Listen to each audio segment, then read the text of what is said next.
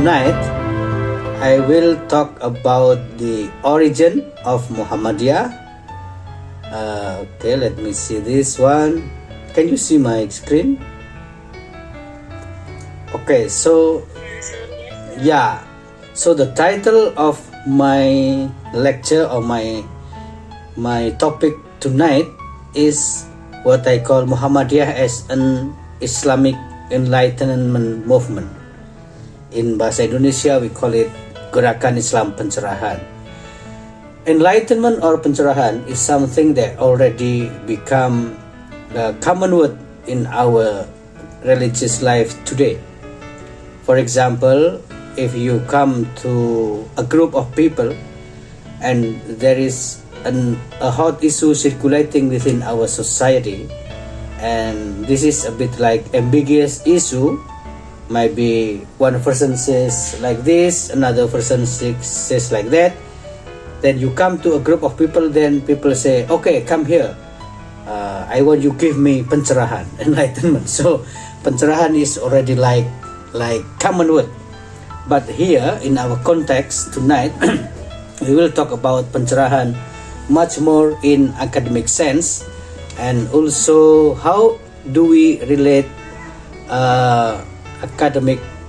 how do we relate the idea of Muhammadiyah as modern Islamic movement to pencerahan. So as you can see here, my topic is Muhammadiyah as an Islamic Enlightenment movement. Let me start by introducing you or raising your awareness that Muhammadiyah for other people maybe not same as we perceive Muhammadiyah. As Muhammadiyah member, or at least we work in Muhammadiyah institution, we know Muhammadiyah in our way, we know Muhammadiyah in our person. But it is important for me, although this is a bit like a funny thing, yeah. But I would like to share with you Muhammadiyah according to people's perception. You can see here, what is the photo here is tukang beca. You see here, the tukang beca. Maybe you ask, what is the relevance of presenting a photo of tukang beca in understanding Muhammadiyah? So this is my story some 20 years ago when I was a freshman, just newly graduate from University of Muhammadiyah as a bachelor. I was assigned for a project which was project of building or setting up a Muhammadiyah database, East Java Muhammadiyah database. So I was assigned to collect data about Muhammadiyah in 3 cities. The first one is in Madiun, the second one is in Ponorogo, and the third one was in Pacitan. I came to Madiun by bus. I'm sure that you can imagine what kind of transportation and technology of information that we had in early 2000. And I went to Madiun by bus, and of course I reached bus station. When I reached bus station in Madiun, then I called a tukang beca. I said, "Pak, please take me to this place." And I was very confident that Muhammadiyah is popular among many people, among all class of society. So I said to him, "Pak, please take me to Kantor PDM." PDM is Pimpinan Daerah Muhammadiyah. Of course, we know that PDM is technical term within Muhammadiyah circle. If you talk or you tell other people PDM, maybe they don't understand. And my case proven. This case proves that not many people understand that. So I told him that please take me to Kantor PDM. Surprisingly, he didn't ask me anything. So I believe that this tukang beca knows where the Kantor PTM is.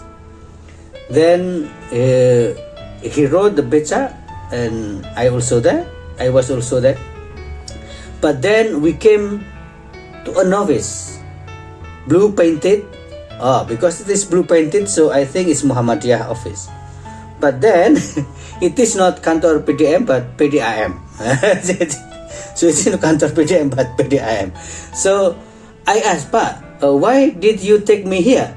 And then he said, you said to me that please take me to Kantor PDIM. Oh, okay. Then I said, no, not PDIM but Kantor Muhammadiyah. Then he said, if only you taught me Muhammadiyah office since the beginning, so I will not take you here. What is the lesson behind this? So I was too confident that Muhammadiyah popular among many people, what we can say, among all class of society. So I just call it PDM. So I thought that people will know what PDM is, but then this case shows us that they don't know. Okay. The second one is this is Singapore icon, is Singapore landmark. They call it Merlion. It is located in a place called Merlion Park, and all people visiting Singapore must come here. So this is about this story. The second story is about my acquaintance with Singaporean, where in his house, I live in his house during my study in Singapore. So when I came first time to his house, renting a room there, then he asked me, what do you do? What is your job in Indonesia? And then I said, I am a lecturer. I am a university lecturer. Or in Singaporean context, maybe people will not directly understand if we call it lecturer. Rather, they call it professor. So, if you are a lecturer in this context and a Singaporean asks what is your job, might be better to say I am a university professor. Then he replied my answer and asked me again, in what university are you teaching? And then I said, in University of Muhammadiyah in Malang, East Java province. To my surprise, his response was very weird, because suddenly and immediately he responded to my answer, oh, Muhammadiyah. In bahasa Melayu, he said, oh, Muhammadiyah, yang sesat itu ya. So he believed or he perceived that Muhammadiyah is aliran sesat. And then at that time, there was controversy regarding Ahmadiyah position in Indonesia. Then I said, maybe you mean Ahmadiyah? And then he replied again, no, Muhammadiyah and Ahmadiyah are the same. Both are sesat. So this is a good experience or an important experience that I had regarding how actually Muhammadiyah was perceived by many people. The last one is a friend. A friend of mine during our study in Australia, before departure to Indonesia, because our study already finished, already complete. Then one of my friend told me, let's come here. I want to take a photo with you because you are a political figure. Okay. I was surprised because I'm not a politician. I'm not a member of party. And until that time, I never involved in politics. Even until now, yeah. I served presidential palace for 2 years, but they're not politic in the meaning of party politics. So then I asked him, why did you say that I am a politician, I am a political figure? Then he said, of course, because you are Muhammadiyah member. And Muhammadiyah is a political organization. So these three stories again tell us about how actually Muhammadiyah was perceived by many people, or Muhammadiyah is perceived differently by a variety of class within our society. So it is important for us to understand Muhammadiyah in many contexts, and we will continue to the next, what I call context and response. Again, this is a context and response with regard the foundation of Muhammadiyah. Again, coming back to the theory of Islamization of Nusantara, so we already know that Islam come to Nusantara through many ways, multiple ways. That's why so many versions of Islam practice here. And so we will see before the coming of Muhammadiyah, how was the context of Islam in Nusantara, or now we call it Indonesia. I quote a theory proposed by Professor Kuntawijoyo, the late Professor Kuntawijoyo. He stated that there were three contexts before the coming of Muhammadiyah.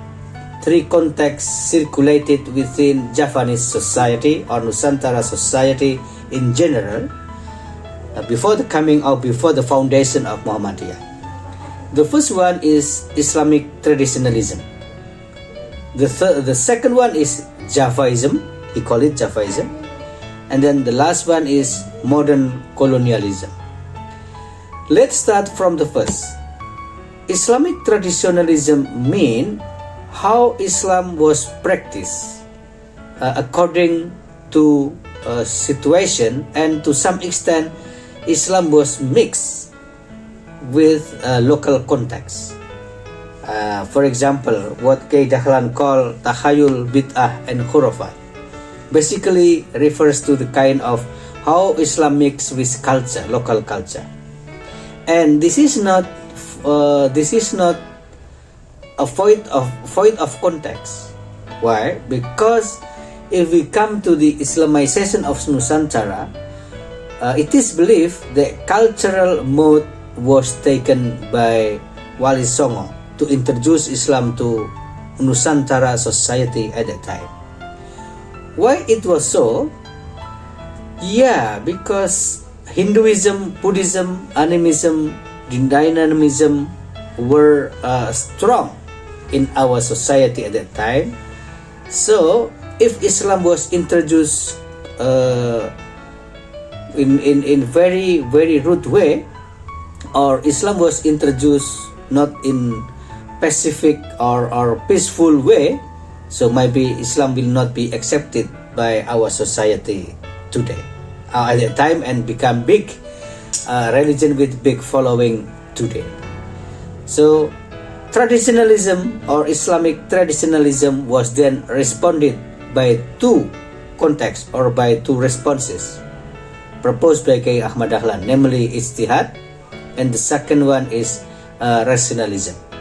Ijtihad means that many things is not cannot be many things, so many new things come up within our modern society, and Islamic law in the meaning of the classical fiqh cannot respond to all this kind of situation.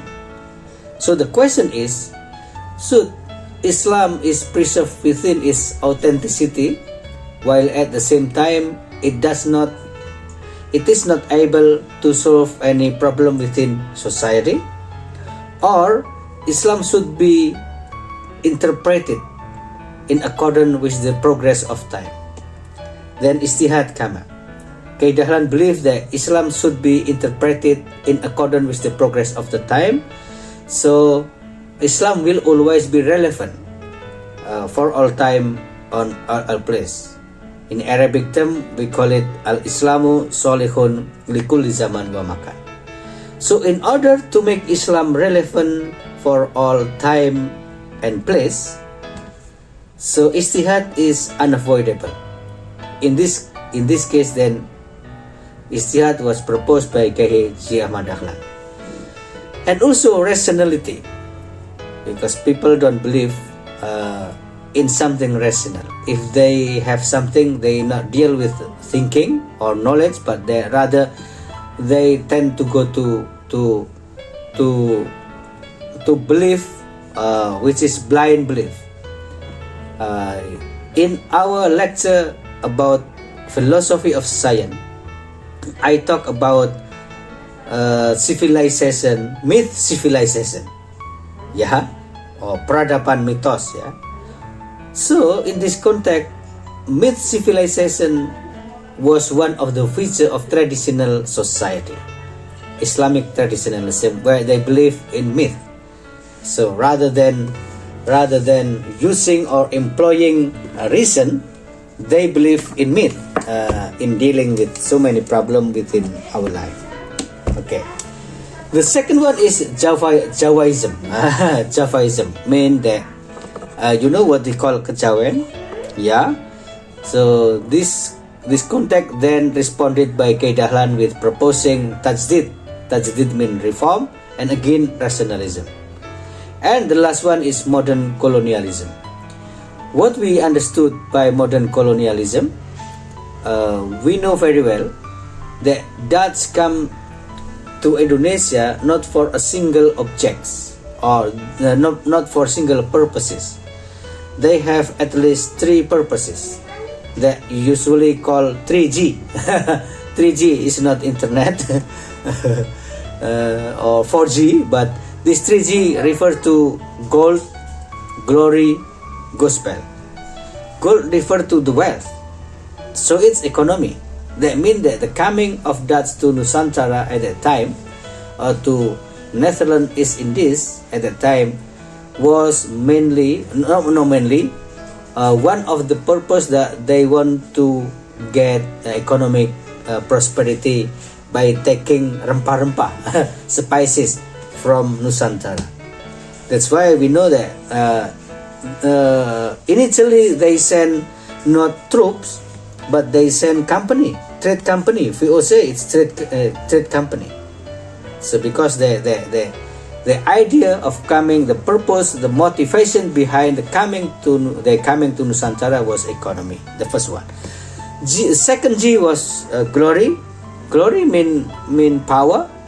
So we know that European people or European nation, they divided people. They divided land of so many land from everywhere. Yeah. For example, India belong to England, to British, yeah, to Britain. Then the Philippines belong to Spain. France colonized Laos, and also we can see so many others. That means that colonialism is about power, extension of power. The third one is gospel. Gospel is Bible. So we know very well that the coming of Dutch to Nusantara was also motivated by ideological or religious motivation. They want to Christianize Nusantara. But until today, we see that Islam is major religion in Nusantara, Indonesia and Malaysia. My fellow PhD student during my study in Singapore did a research about why Christianization failed in Nusantara. So he did a research because he was curious of knowing why Islam become major religion in Southeast Asia, in Indonesia and Malaysia, but Christianity cannot. So this is related to the idea of what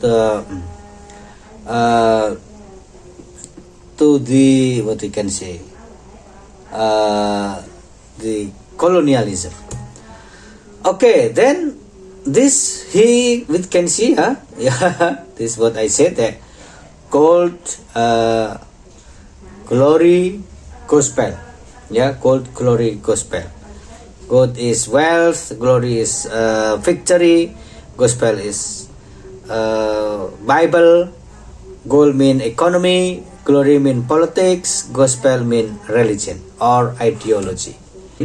That if we talk about Muhammadiyah, we can also see Muhammadiyah from many aspects. In my thinking, there are three aspects about Muhammadiyah. The first one, we call it Muhammadiyah as a movement. The second one, we know Muhammadiyah as thought, as what our thinker usually call state of mind. And the last one is Muhammadiyah as an organization. So as you can see from the pictures, Muhammadiyah as a movement, something like what we call pengajian Ahad pagi. Pengajian Ahad pagi to me is already like a movement. It can be placed, it can be organized by Muhammadiyah as an organization. But in many ways, yeah, it is organized by Muhammadiyah, but then to some extent we can see the follower, the audience, the mass who come to pengajian Ahad pagi are not all Muhammadiyah members.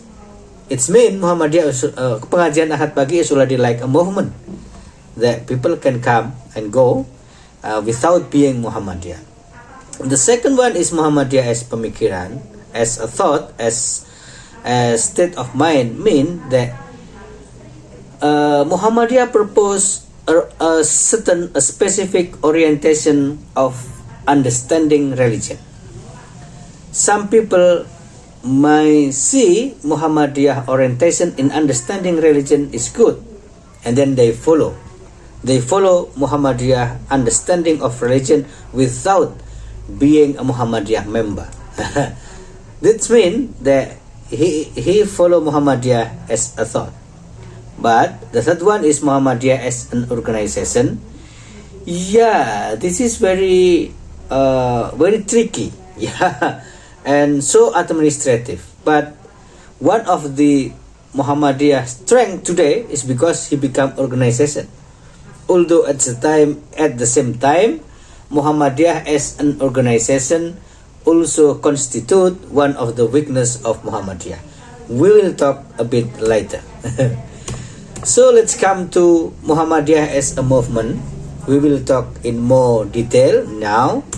As a movement, I would say the first context is Muhammadiyah as a religious movement or an Islamic movement. The second one, that Muhammadiyah is an intellectual movement. The third one is Muhammadiyah as socio-cultural movement.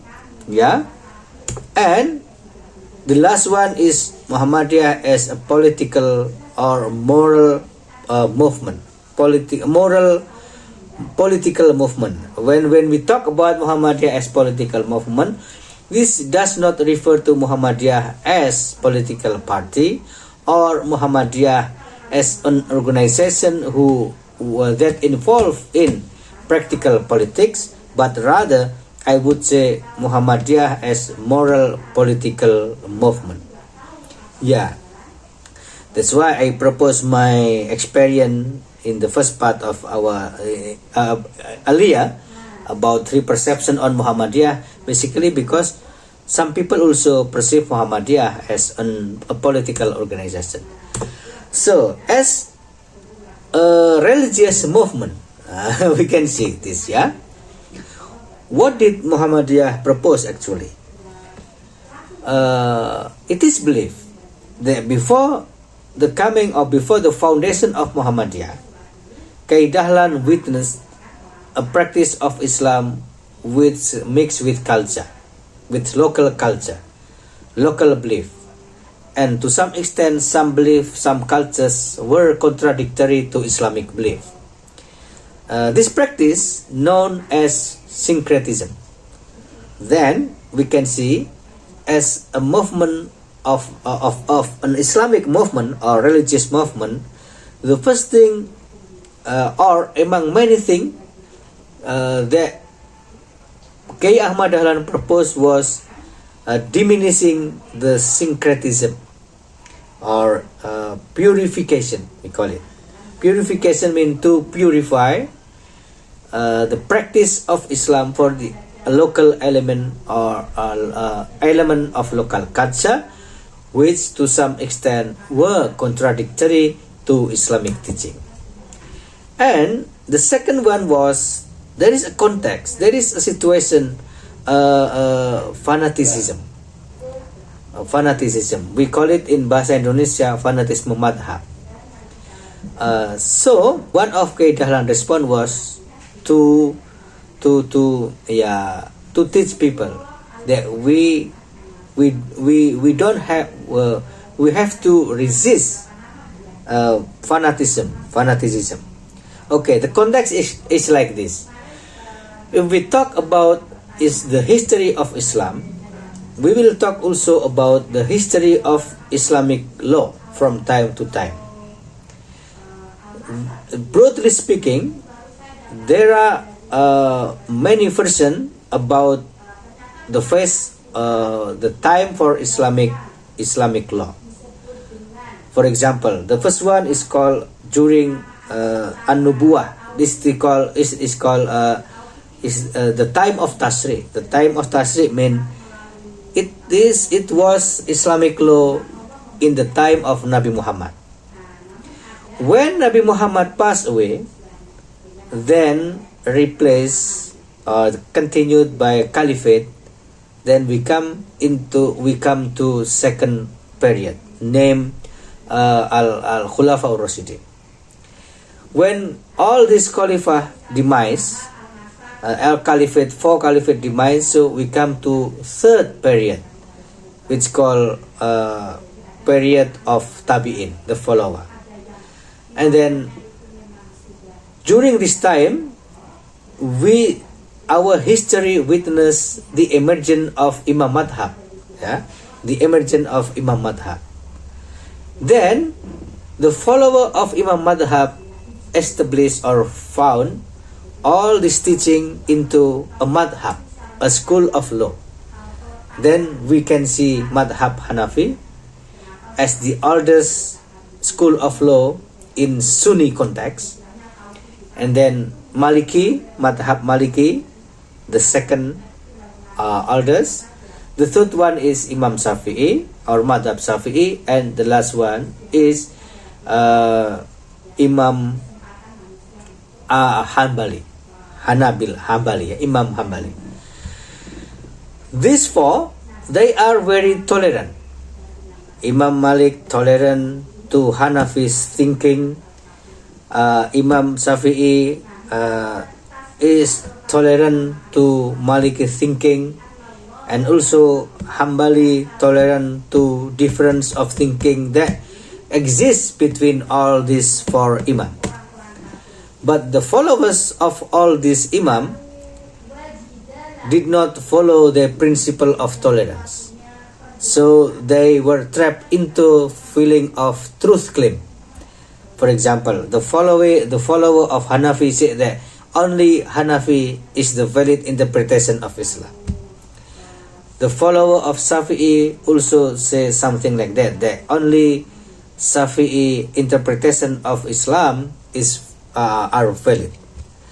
So this attitude then called with fanaticism, or what we can say, group fanaticism, fanatisme madhab. Because they trapped into fanaticism, so they were not creative in responding any issues within Muslim society, while the progress of time was always followed by the emergence of new problem.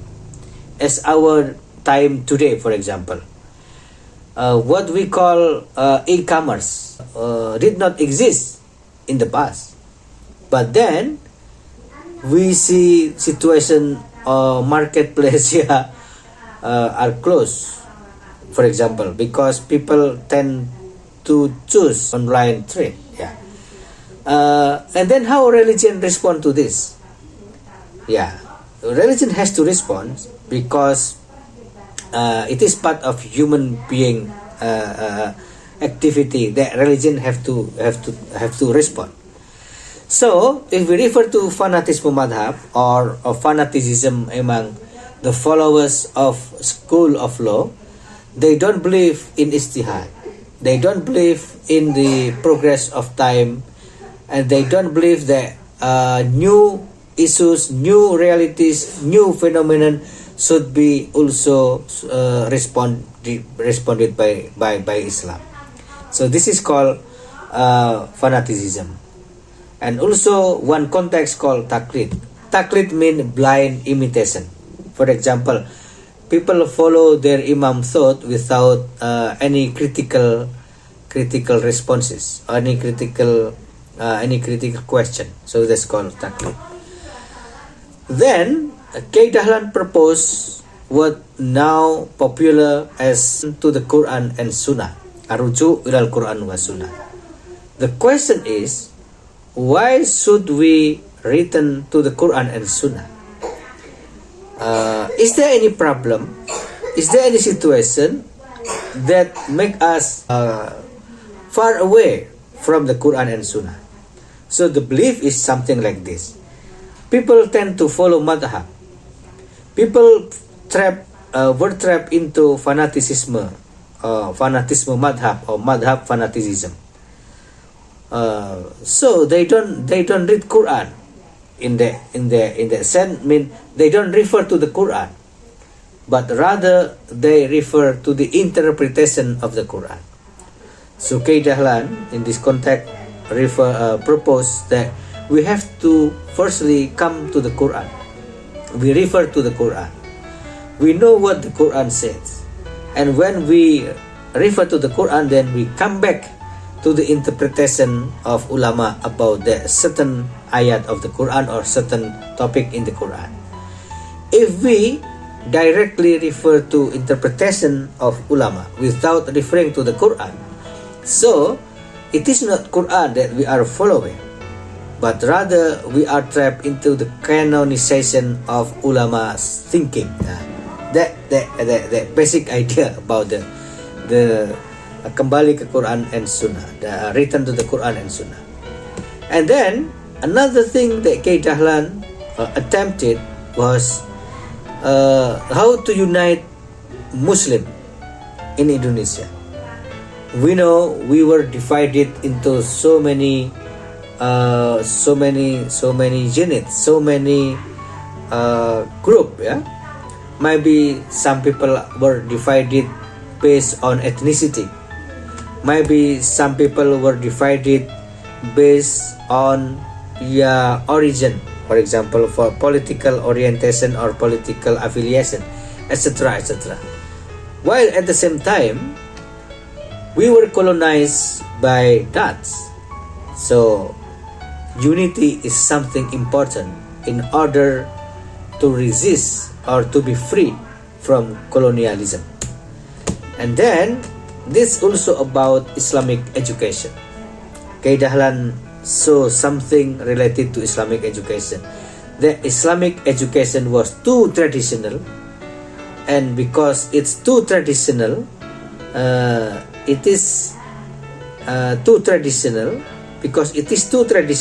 so it was not able to cope with the need of society. In short, Islamic education failed to modernize society. Islamic education was failed. Yeah. And then there are a context. Yeah, context. It's called hate to religion. Yeah, hate to religion. Okay. Spread by colonialism. And then K. Dahlan also believe in the foundation, in the creation, in the building of Islamic society. This is what we know as Muhammadiyah, as a movement, a religious movement. The second one is an intellectual movement. we talk about fanaticism. So fanaticism spread across Muslim world, from Arabia to Nusantara, from Nusantara to Persia, from Persia to India, and anywhere. So if we talk about this situation, so many Muslim scholars came as reformer. They want to reform. They want to purify Islamic teaching. So Islamic, what we can see, this is the stagnation of Islamic civilization, the backwardness of Muslim society since the beginning of modernism was responded by Muslim scholar by proposing the they call reform, Islamic reform or tajdid. For example, a scholar from Turkey, Sakib Arsalan for example, he proposed a question: Limada ta'akhkhara al-muslimun wa taqaddama ghairu? Why Muslims are backward in terms of civilization today, while others are advanced? And then he said, Al-Islamu mahjubun bil muslimin. The Islam is actually set out. The backwardness of Islam is because of attitude of Muslim themselves. Or we can refer also to Muhammad Abduh. His popular word is when he compare Islam and Muslim in the West and the East. He said, I saw Islam in the West, but I never see any Muslim. But in the East, I saw so many Muslim, but I never see Islam. Here, we can see what actually Abduh referred to. When he said that I saw Islam in the West, he referred to Islam as a value, Islam as a principle of life that is practiced by many people in the West. If we talk historically, during Middle Ages, when Westerners were still in the dark period, Islam already dominate our world, and Islam was already advanced in terms of scientific discovery and technology at the time. But then we come to a situation where Islam divided into so many political units, involved in conflict among each other. Then we can witness the backwardness of Islam. From this idea, then so many Muslim leaders try to reform Islamic teaching so Islam can be seen as a religion of progress. Anywhere in Arab, in Egypt, in India, we know somebody like Syed Ahmad Khan, for example. In Egypt, Jamaluddin Al-Afghani and his disciple Muhammad Abduh. Abduh also had a disciple named Rashid Ridha. So Muhammad Abduh was disciple of Jamaluddin Al-Afghani, and Muhammad Rashid Ridha was a disciple of Muhammad Abduh. All this involved in reforming Islam, and this reform echoed until far away to Nusantara. So if we talk about Kiai Ahmad Dahlan, actually we will see that Kiai Ahmad Dahlan reform is not unique, but it is like an echo, or it is a transmission from similar reform movement in many parts of Muslim world. Okay. So the second one, we call Muhammadiyah as intellectual movement because Muhammadiyah promote the openness of thinking. Yeah, the openness of thinking is something difficult, not only in the past but also in our times today. Let's see in our society. Moreover, in the time of openness of the easiness to get information from the social media, so we can see how the more information we get, but the more close-minded we are today. Today. You can see how debate among our Muslim fellow in social media. That's to me like saying something about we have problem about openness of thinking. This also the problem that K. Dahlan faced at that time, but Muhammadiyah and K. Dahlan promote the openness of thinking. So K. Dahlan held dialogue with anybody because openness of thinking is very important. The third one is the application of meritocracy principle. The principle of meritocracy mean the achievement or the position that somebody get is not based on his or her ancestor. Who is your ancestor, but rather from your merit. The more merit you have, the more position, the more achievement you will get.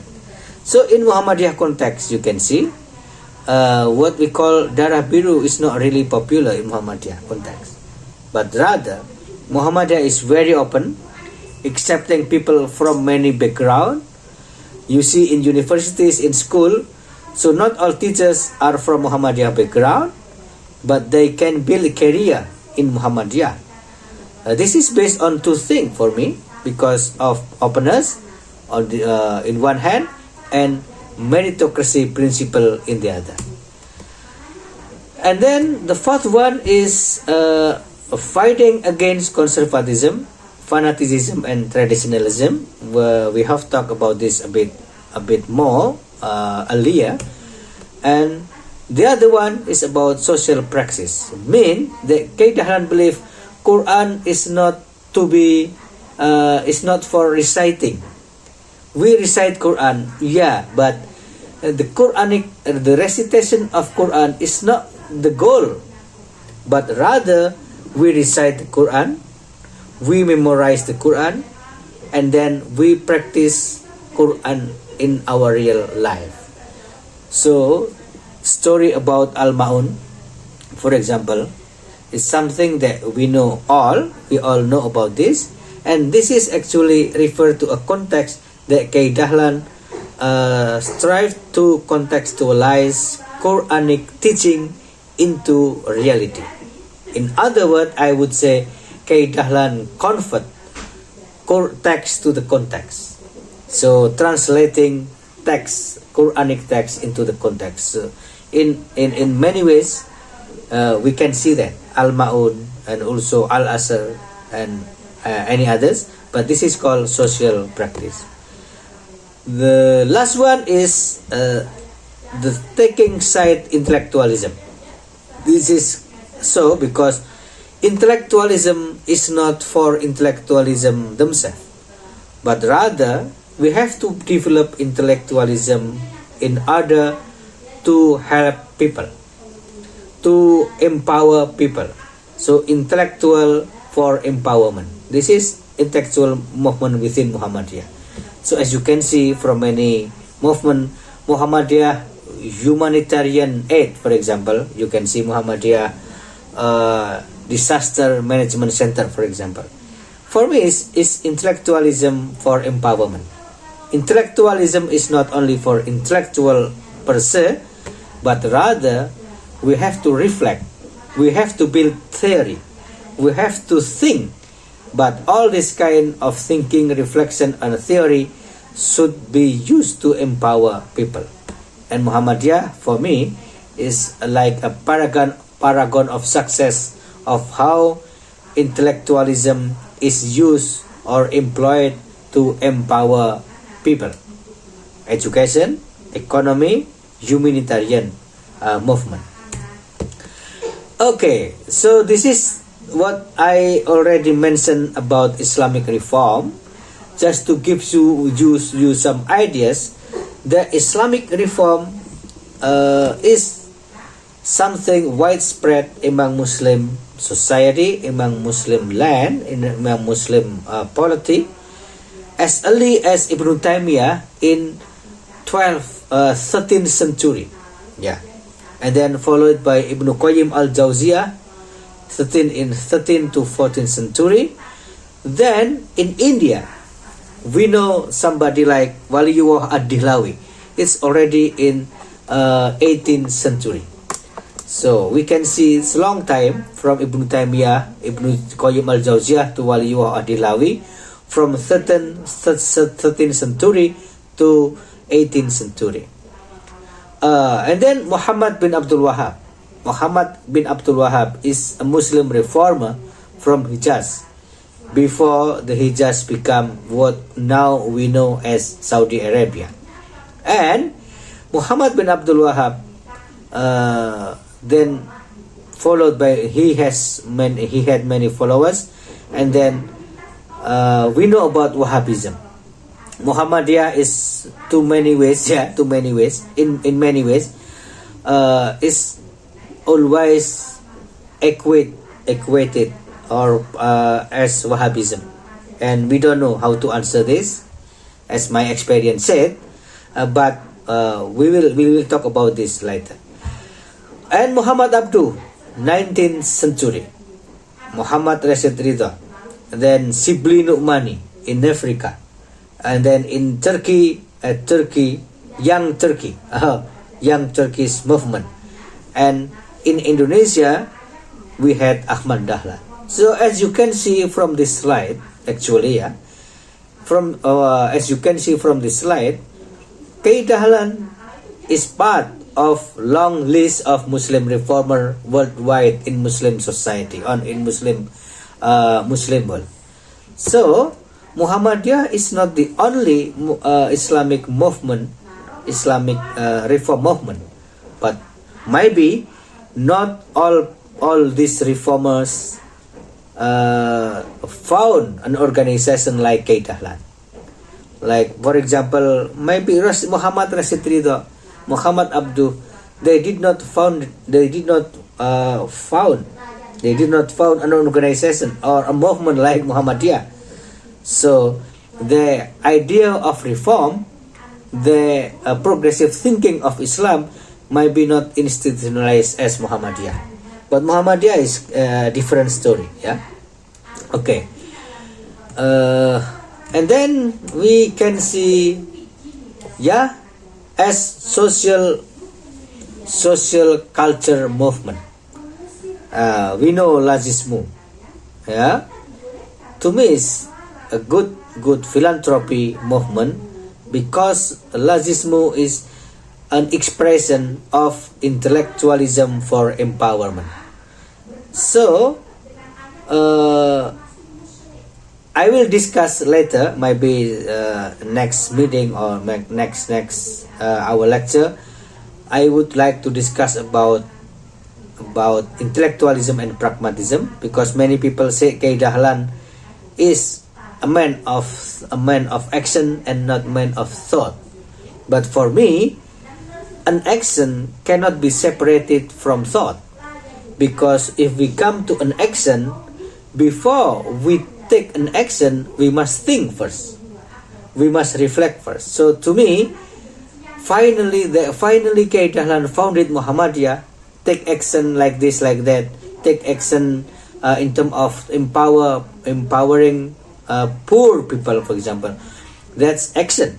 But all this action is based on reflection, and reflection is an intellectualism. So in terms of diminishing or eradicating poverty, as Lazismu did by providing food, by providing education, by providing health to many people, that's kind of implementation of intellectualism for empowerment. And also backwardness. I would propose my story as an example of how Muhammadiyah has helped people to solve their backwardness. I was born in a very remote area, And in 1980s, we did not have a school in our village. Then all of us, maybe 100 kids, 100 children was gathered in one place. We call it langgar or musola, yeah, at that time. No class, no curriculum,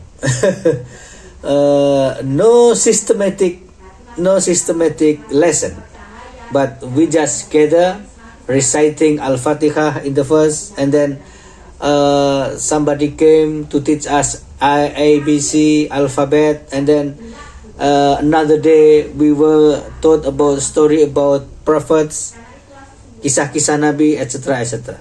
Until one day, we were told to move to a new building. Then we were ordered to stand in line. So please stand in line. On what basis? The basis is age. So we stand in line based on our age. And then based on this age, then we were classified into classes. So I recalled very well that at that time I was classified to third grader. Third grader. So of Madrasah Ibtidaiyah.